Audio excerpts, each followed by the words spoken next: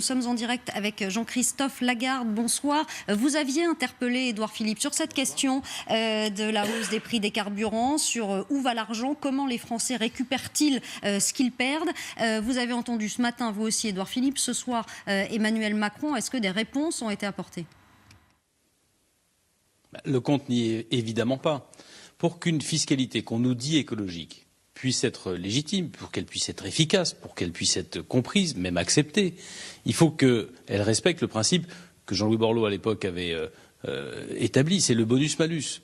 Si vous vous comportez de façon à ce que ça pollue, vous payez plus. Si vous vous comportez de façon à ce que ça pollue moins, vous payez moins.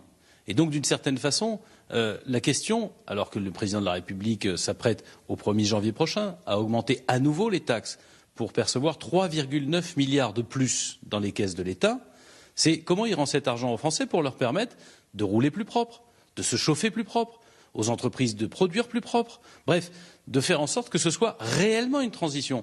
Là, ce n'est pas une transition, c'est juste une taxation. Et la difficulté, en réalité, c'est de constater que quand les taxes sur les produits pétroliers vont augmenter de 3,9 milliards l'an prochain, en réalité, le budget consacré à la transition énergétique va augmenter de 260 millions d'euros. Évidemment que le compte n'y est pas. Et donc les Français ont légitimement, et on peut les comprendre, le sentiment d'être pris dans un piège parce que des millions d'entre nous, environ 16 millions de ceux qui travaillent tous les jours, sans compter les retraités, qui doivent aller faire leurs courses, vaquer à leurs occupations, n'ont pas accès à des transports publics, n'ont pas accès à un moyen de locomotion propre.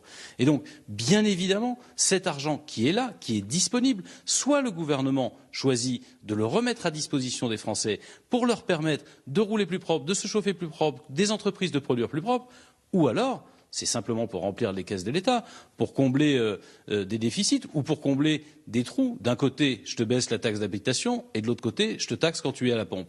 Voilà la question qui est posée. Cette taxation dite écologique, elle ne serait légitime que si en réalité elle permettait, elle accompagnait les Français chaque fois que possible pour aller vers un comportement qui produit moins de carbone, qui nuit moins à la planète. Et ce n'est pas le cas.